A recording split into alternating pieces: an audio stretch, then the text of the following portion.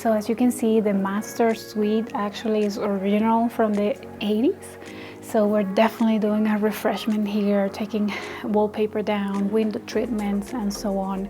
Carpet will become hardwood floor throughout the entire house.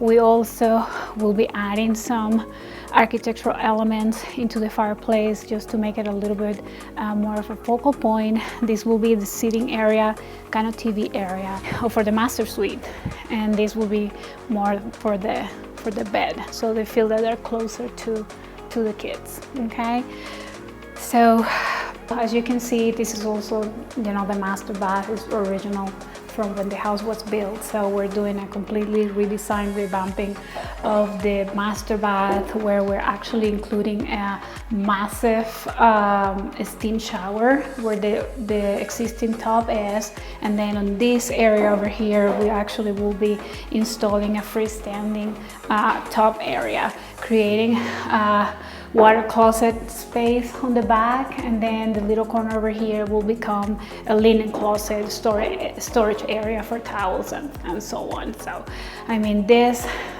is going to be one of the spaces where it's going to change completely.